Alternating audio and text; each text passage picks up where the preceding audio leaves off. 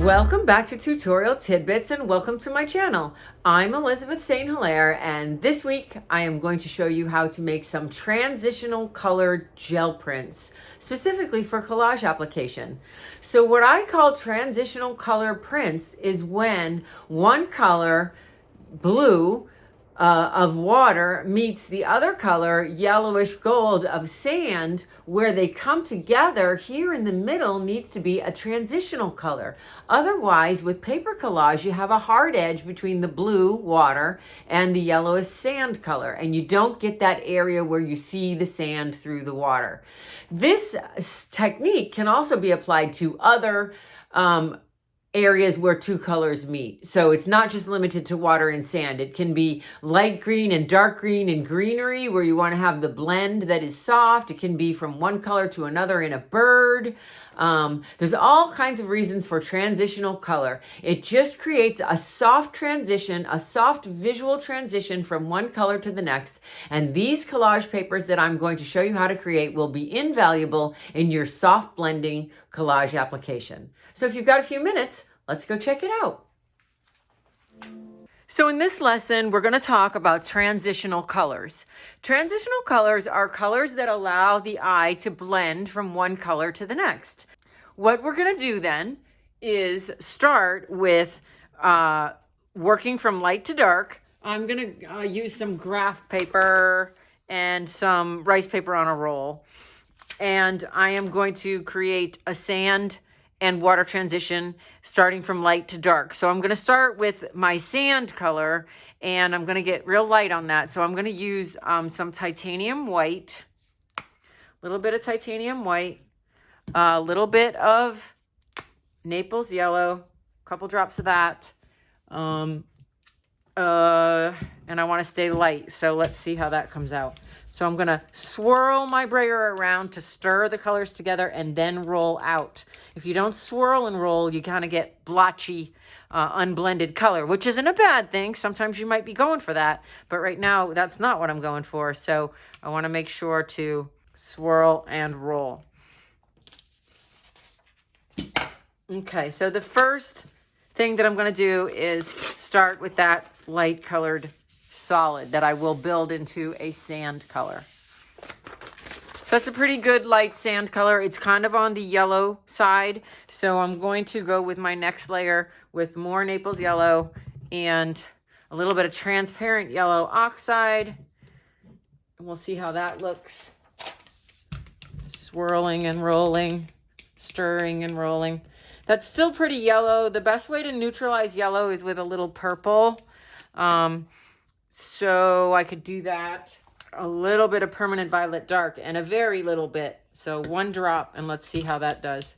So stirring and rolling that out. And that is overpoweringly purple-ish, but it's getting there a little bit towards the sand. So I'm going to add a little bit of more white.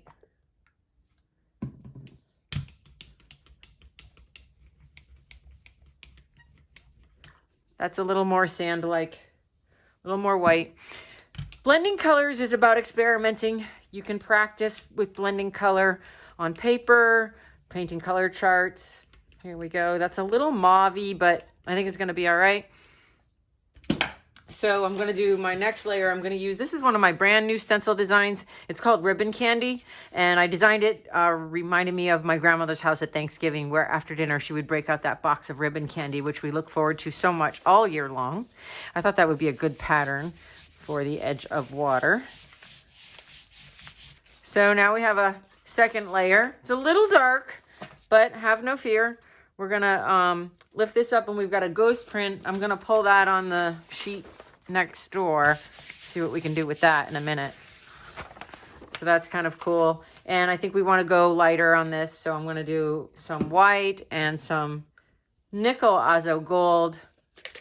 This is a high flow. I don't usually use high flow, but I have it in my stash. So I'm just going to add it to the fluid. I don't use it because it's too wet and it tends to ooze under the stencil and ooze off the plate. But since I'm blending it in with a fluid color, I'm not going to worry about that. Here's a nice sand color. Still on the yellow side, however. we're going to put it on top of, to blend with the one we've already got. I switched the direction of the stencil, and I'm going to put it on the one next door. So now we're getting sort of that sand color. I've got a ghost print that I'm going to move over and use over here. So now we're building up some fun stuff. I'm going to use more white with just the color that's in my brayer. So that's going to tint the white just ever so slightly.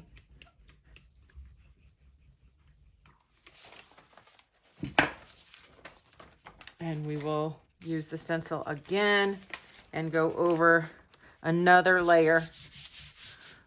Titanium white is semi-opaque. It's more opaque than zinc white, so it will go over darker layers.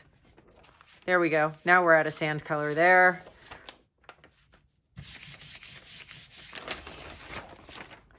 And the ghost print, and I'm going to put that one on top of this one as well.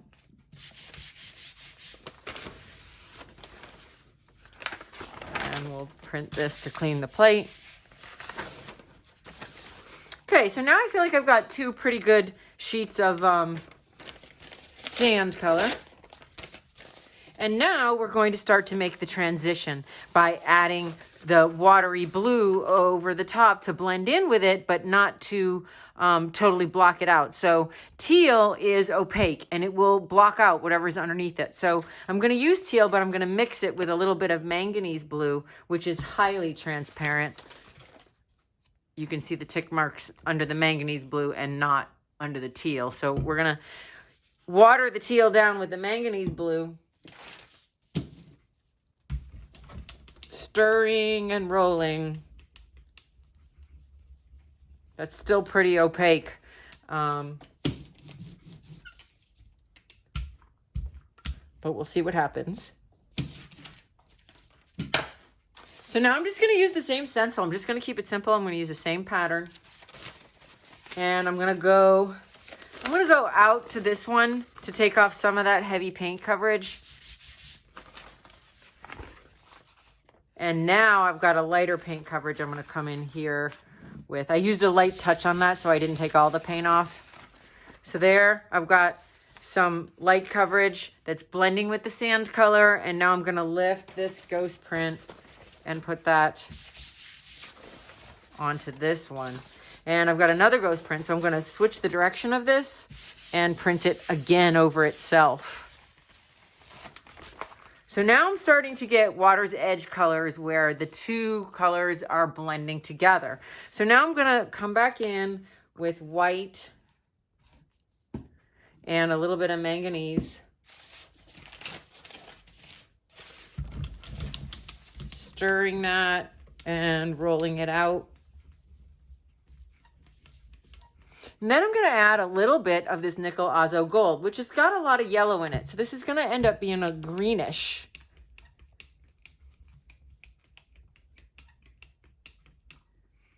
But it is the combination of these two colors. So we will now lay that over. I'm going to lighten it up a little bit with a little more white.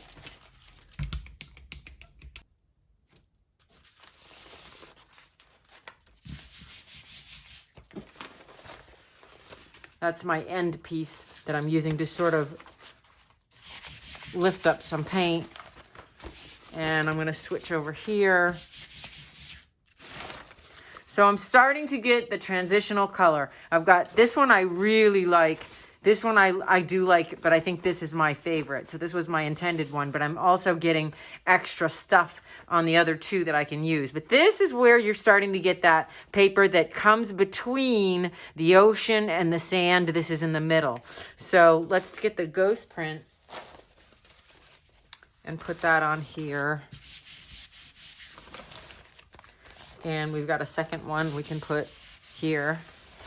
And a third one we can move down and put on the third sheet. This is why I like working on a roll. I can work on 3 sheets all at once without having to figure out where I left them. Here we go. So again, some white and just the green, that's in the brayer. Swirling that around and rolling it out and getting some really nice light water. So again, I'm using the same stencil, keeping it simple.